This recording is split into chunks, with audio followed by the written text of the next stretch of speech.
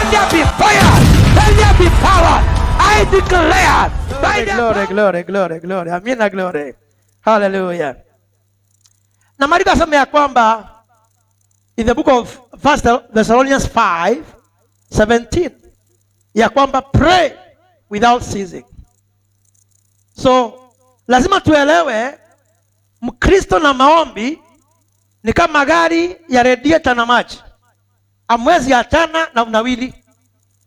Ndipo sasa unakuta Wakristo wengi usema ni Wakristo, lakini nguvu ya Ukristo wameikataa.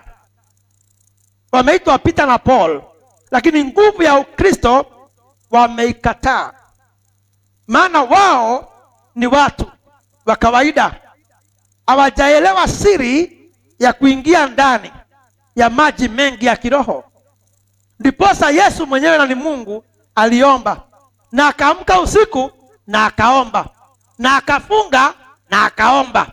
Lakini Wakristo kila wanapenda ni kuimba, kuimba, kuimba. Mpaka wameka DJ, wanaenda kwenda chini, wanaenda chini, wanaenda chini. Wanavyoenda chini ndivyo maisha yao yanaenda chini. Maana hawajajua ya kwamba life is spiritual. Ambia mwenzako life is spiritual. Mwambie maisha ni roho. Kwa hivyo kama hautakuwa roho wewe, ujue ya kwamba utatawaliwa na wale ambao ni maroho. Are you getting that? Ile kitu inafanya tutawaliwa ni sababu hatujafika kiwango ya kujua maisha ni roho. Ili wengine wakifanya vitu zao na ibada zao, sisi tuinuke juu kuliko wao, tutawale kuliko wao. Usifikie kitu rahisi. Unakuta mtu anaamka asubuhi kuchoma uvumba kwa biashara yake every morning, na hawezi kosa kufanya hivyo kila siku. Lakini wewe kazi yako ni siku ya kigosho ni gani? Siku ya kigosho iko wapi?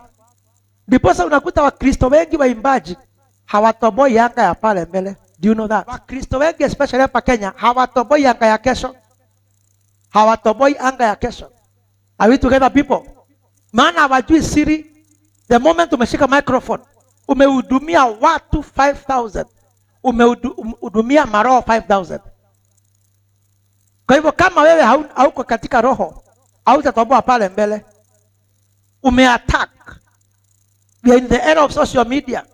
Kiwango ya kwamba ukiongea, umeongea na ulimwengu mzima. Wale watu wanapenda mambo ya kudisplay kila kitu. Mtu akipata mtoto, amewekea watu dunia ione. Mtu akipata kazi, amewekea dunia ione. Ati ni God manze. Baiwe. Mimba ufichwa. Watoto ufichwa.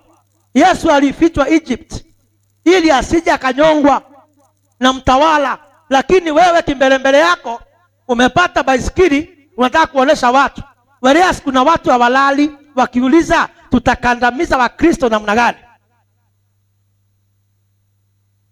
Kuna vikao vinakawa chini vya ukandamiza Wakristo, lakini wewe umepata kagali kadogo. Lazima unataka kuonesha dunia ya kwamba umevunja anga. Whereas the Bible says very well, the latter house shall be greater than the former.